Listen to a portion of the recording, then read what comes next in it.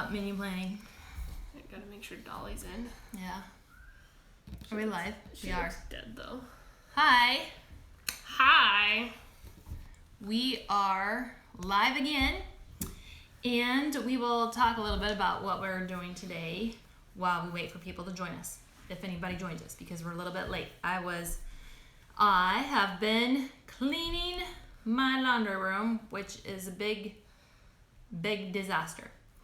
Lots of... Annie, what did you call it this morning about the cupboard situation? I said it was like the cupboard in Zaboomafoo. Yeah, that. You know, where they open it up and everything comes piling out and they're buried in crap. Yes, that is what's going on with the cupboards in the laundry room. Horrible. Because horrifying. When we... You open it and you're like, what?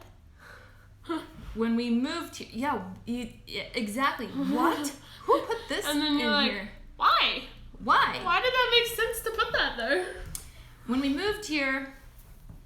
Maybe I should start with what the original intent of the room was when we built this room. It's a laundry room on part of the garage.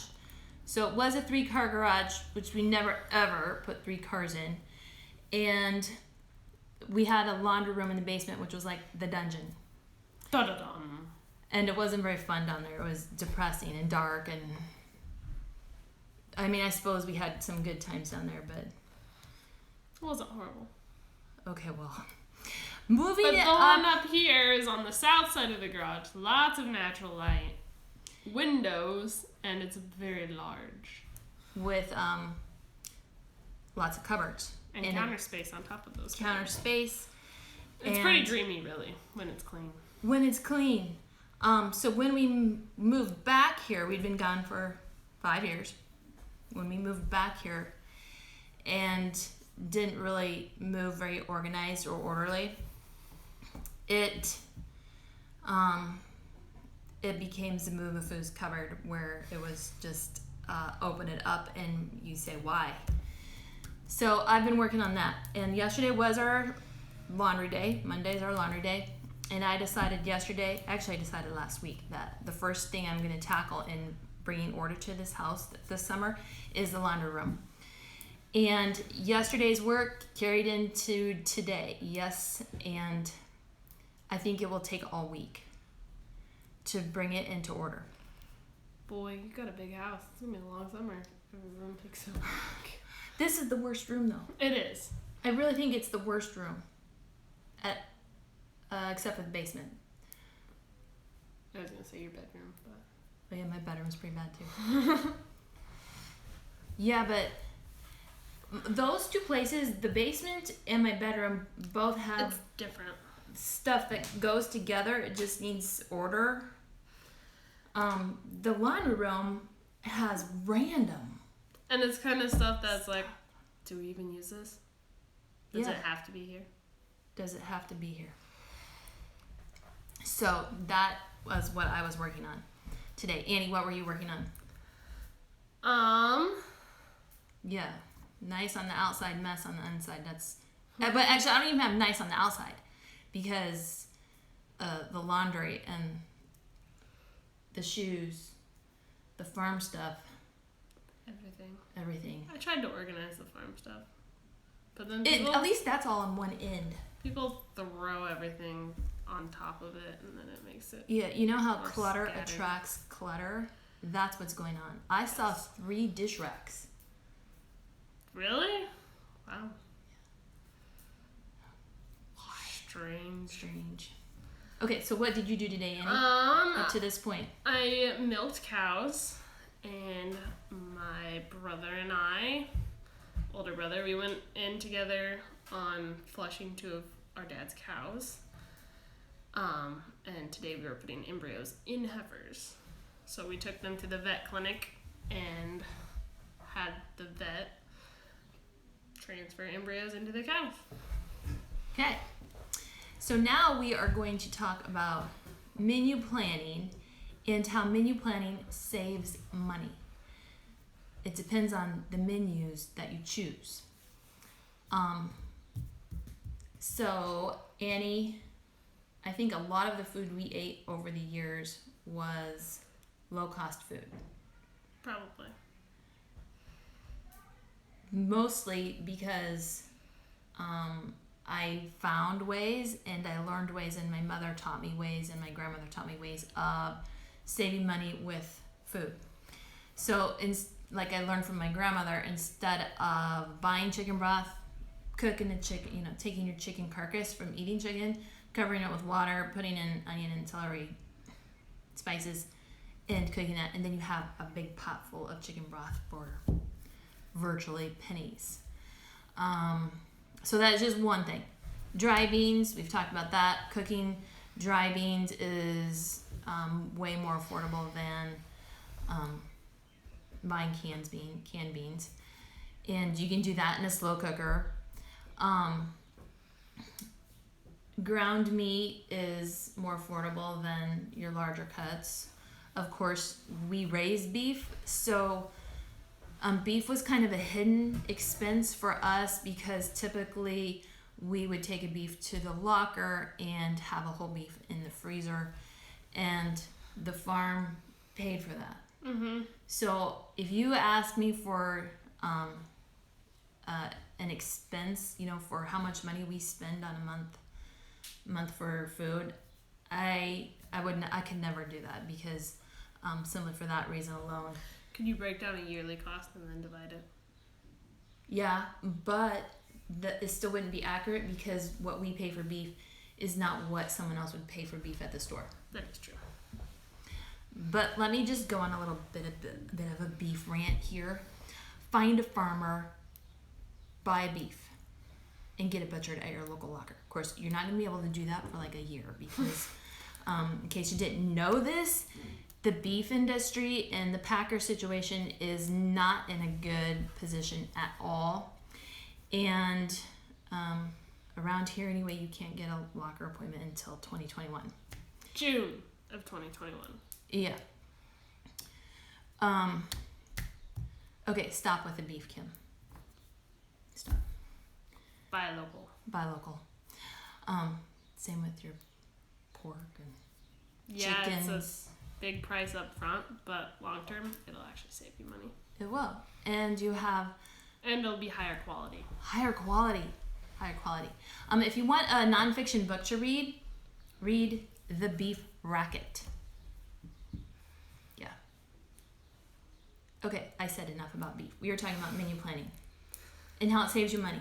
Okay, because you personally can identify what foods are or what menus are most affordable for your lifestyle and your food choices, your family's allergies, food preferences, all of that. You can make those decisions. You can even She's writing I'm writing on the table. Pretend. When you make a menu plan and you go to the grocery store, keep track of the expense and then just write that dollar amount by your menu plan. It costs X amount of dollars for this week's worth of menu, or month, however often you go. And then you can also, by keeping a menu plan, a regular menu plan, you can go to the big box store and get your pantry supplies, or I used to go to a restaurant supply store and get stuff. Yeah. Huge family. Yeah. That's a lot. We also live near an Amish bulk food store, so that was another very affordable way that we could get food for that was more affordable than buying it at in town at the grocery store. So those are some ideas on getting food more affordably. But just menu planning and learning what the costs are for certain menus, if you can identify, and please be healthy. I mean, cheap food is not healthy food necessarily. Pasta, not healthy. Don't make it part of your regular diet. I'm not saying don't ever eat pasta. I mean, everyone loves Italian food. But eating that daily is not healthy. So choose healthy foods. Figure out how to get them affordably. shop around and find the best prices for your foods and make menu plans based on your family's lifestyle and track your cost right up beside your menu plan and even by your recipes.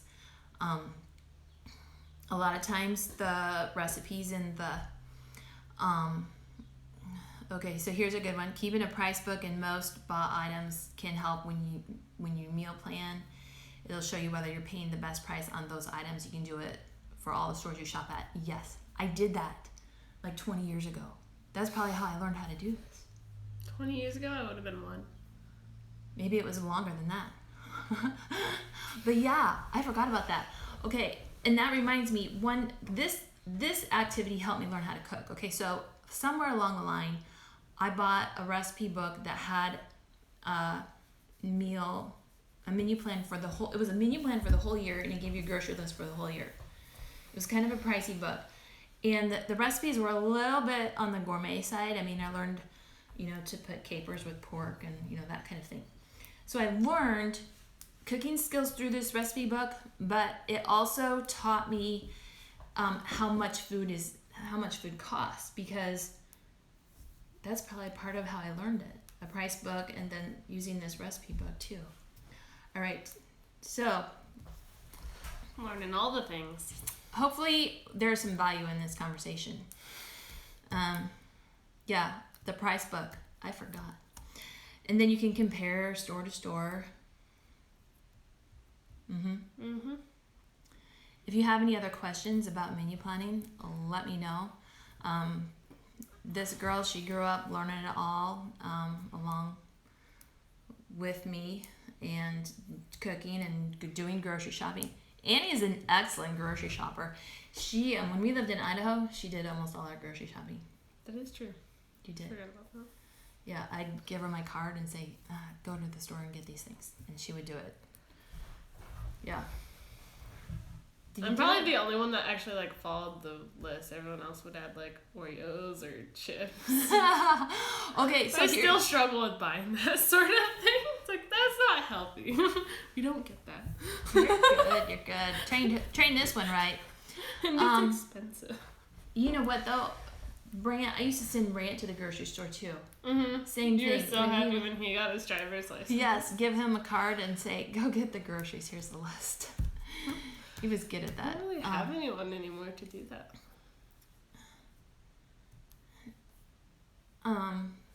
Bronwyn would be good at it as soon as she gets her driver's license. We have a little problem right now with people in our house not having driver's license or are inexperienced drivers because of the older kids doing a lot of driving and hauling people around. So they didn't have to learn to drive. Well, especially in Idaho, the majority of our driving was with a truck and trailer. And so Annie was the truck and trailer driver. Our truck was always hooked up to the trailer in Idaho. We did Yeah. riding club, 4-H meetings. Yeah. Twice a week. So we're in an interesting spot where I don't have very many drivers. We're gonna have to work on that. Another summer project.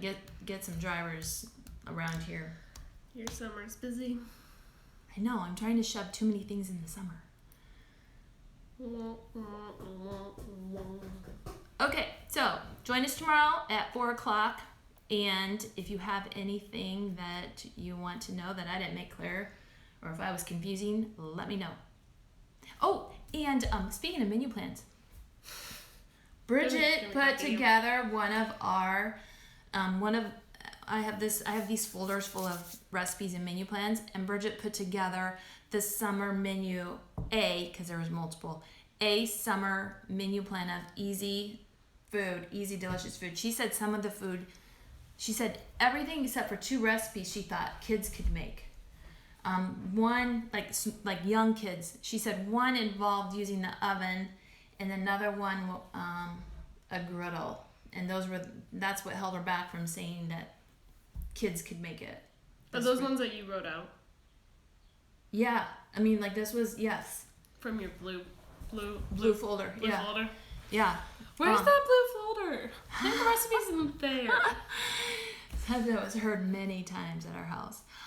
So anyway, Bridget made this menu plan, and it's on the website. And growing up, you made Bridget and I a folder, and that it was like all our own recipes that we could cook at a young age. We were, I don't know, 10 and 12 or something. Where is 11 that and 12. folder? I don't know. It might be in the. But it was a cookbook, and it had, like, she put together recipes for us that we could cook. Yeah, Forgot about that. we should find it. See it. We'll look around. Anyway, so Bridget has that on the website. And yeah, and it's good food. And like I said, I love the gourmet thing, but simply because we live so far from town, I didn't necessarily have capers or fire roasted peppers, that kind of thing around, sitting on my shelf. So it was more simple food. All right, thank you for joining us, and we will see you tomorrow. Bye. Bye.